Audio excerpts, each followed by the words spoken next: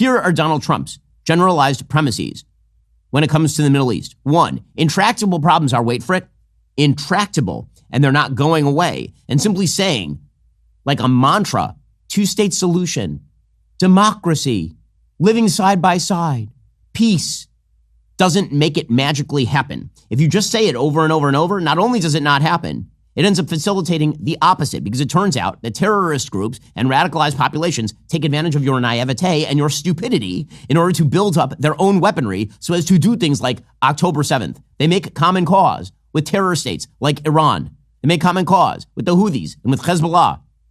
They do all of that because they understand Western weakness and Western stupidity. So failing to recognize intractable problems is dangerous. Recognizing intractable problems and not banging your head against the wall is actually a necessity. Recognizing that reality is how you get to things like the Abraham Accords. Other recognitions of reality. Israel is not going away, nor should it. And President Trump understands that. Underlying so much of the discussion over the past several decades has been this idea that if Israel just keeps giving up land and makes itself more and more unsafe, that magically peace will break out. Again, an idiotic idea. And underlying that is a baseline idea that if Israel disappeared, well, maybe the world would be a better place. Israel is not going to disappear.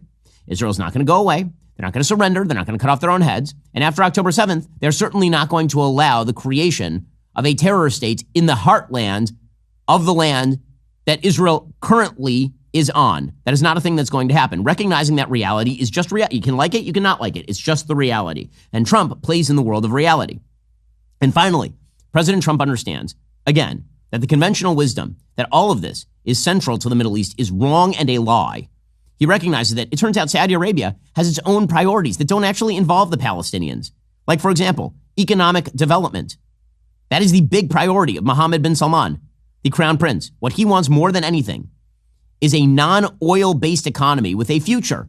Because one of the things that's happened that's totally transformed the Middle East over the course of the last couple of decades is the fracking revolution in the United States, the complete revision of global oil dominance by the Middle East, so that actually the United States is a net exporter of LNG, has completely reshaped how the entire globe does energy. And so Mohammed bin Salman, who's sitting on a bunch of oil, is recognizing that technological developments mean that he must move along with the tech or he's going to lose out and his regime becomes unstable. Trump recognizes that. The same thing is true of UAE. The same thing is true, yes, even of Qatar, which is going to be made to come around. Okay, the reality is that people in the Middle East have interests that are completely disconnected and, in fact, antithetical to the interests of the terror state that a state of Palestine would be. So all of this is lead up to Trump's actual proposal. Because here's the thing. Everybody's saying, oh, it's so out of the box. It's so crazy. It's so wild. How could he? Because all of your ideas are stupid and failed. That is the reason. You wonder how we got here? The answer is we tried it your way, the conventional wisdom way, for 80 years. And not only is it a fail, it is one of the giantest fails in the history of foreign policy fails. That is how you end up with President Trump thinking outside the box. Now, I don't know whether President Trump's vision is going to come to fruition here.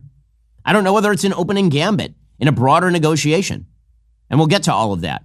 What I do know is that all of the same conventional wisdom morons who said that the Abraham Accords would never happen were wrong. All of those same conventional wisdom morons who said moving the Jerusalem embassy would set the entire Middle East on fire were wrong and stupid. All of the same conventional wisdom dolts who suggested that pressuring Israel in the middle of a war was somehow going to result in more peace rather than more war, they were wrong and stupid. So let the man cook. He did it better than you. He did it better than you, and he's doing it better than you. Get to more on this in just one moment. First, I've been thinking a lot about the early days of the internet. Remember when it felt like this vast, open frontier, a place where you could truly be free? Free from corporate oversight, free from tracking, free from someone looking over your shoulder. Every time we go online, we are being watched. Your internet service provider sees everything, every site you visit, every click you make. Here's the kicker. In the US, they can legally sell all that information to third parties. Your private data becomes just another commodity. That's exactly why I started using ExpressVPN. It's this brilliant piece of technology that routes all of my online activity through secure encrypted servers. Everything I do online is shielded from prying eyes. My internet provider, data brokers, all of them, because ExpressVPN hides my IP address. For the first time in years, my data actually feels like it's mine again. Imagine that. Now, I've been using ExpressVPN for years because, I have to go online and I'm a pretty public figure and I don't want people stealing my data. Well, it's easy to use. One tap to connect, that's it. It works on up to 8 devices, phones, tablets, TVs, computers, you name it, it's protected. Find out how you can get 4 months for free by scanning the QR code on screen, clicking the link in the description box below, or by going to expressvpn.com/Ben Shapiro Show. That's expressvpn.com/Ben Shapiro Show. Okay, so that brings us to the actual proposal. So President Trump yesterday did a press conference. At this press conference, he made the announcement that the United States would take over the Gaza Strip. Now, I don't know what this looks like in practicality, and President Trump didn't spell out any details. But the vision is basically that the United States, presumably getting security help from the Israelis, private contractors, and all of the rest, would essentially turn this into an investment area because it's border territory with the Med. The Mediterranean Sea is right there. This is all the same coastline as Tel Aviv. And so here's President Trump explaining his plan. I also strongly believe that the Gaza Strip, which has been a symbol of death and destruction for so many decades and so bad for the people anywhere near it, and especially those who live there, and frankly, who's been really very unlucky. It's been very unlucky. It's been an unlucky place for a long time. Being in its presence just has not been good, and it should not go through a process of rebuilding and occupation by the same people that have really stood there and fought for it and lived there and died there and lived a miserable existence there. Instead, we should go to other countries of interest with humanitarian hearts, and there are many of them that want to do this, and build various domains that will ultimately be occupied by the 1.8 million Palestinians living in Gaza, ending the death and destruction and, frankly, bad luck. This can be paid for by neighboring countries of great wealth. It could be 1, 2, 3, 4, 5, 7, 8, 12. It could be numerous sites, or it could be one large site.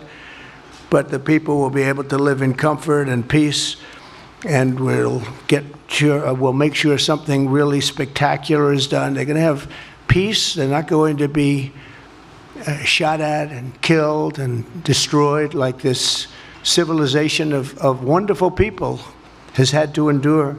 The only reason the Palestinians want to go back to Gaza is they have no alternative. It's right now a demolition site. This is just a demolition site. Virtually every building is down. They're living under fallen concrete that's very dangerous and very precarious. They instead can occupy all of a beautiful area with homes and safety, and they can live out their lives in peace and harmony instead of having to go back and do it again. The U.S. will take over the Gaza Strip, and we will do a job with it, too. We'll own it and be responsible for dismantling all of the dangerous unexploded bombs and other weapons on the site, level the site and get rid of the destroyed buildings, level it out, create an economic development that will supply unlimited numbers of jobs and housing for the people of the area. Do a real job, do something different. Just can't go back. If you go back, it's going to end up the same way it has for 100 years. I'm hopeful that this ceasefire could be the beginning of a larger and more enduring peace that will end the bloodshed and killing once and for all. Okay, so everybody who is against this, I have a question. What is your alternative? Seriously, I'd love to hear it. Alternatives, anyone. Maybe the alternative that will be put forward by the Arab states is, okay, we don't want this, so now we're going to go in and we'll volunteer to clean it up, in which case President Trump gets a win. But the alternative cannot be continued Hamas rule, because that is not going to happen. And just imagine for a second if, wait for it, President Trump was actually right, since he has been right on the Middle East many times before. Imagine if this actually became an economic development zone where there were, in fact, hotels, where there were, in fact, casinos, where there were houses and schools. I know, a crazy idea that a beautiful piece of beachfront property might actually be a beautiful piece of beachfront property as opposed to a giant terror hellhole. But is anyone else thinking differently about this? Because it turns out that you thinking the same way brought us here. You thinking the same way brought us here. Are you tired of the lies and the twists of the mainstream media talking points? Yeah, me too. Join me in my newest series, Fact, where I dismantle and bring truth to this tiring mainstream agenda.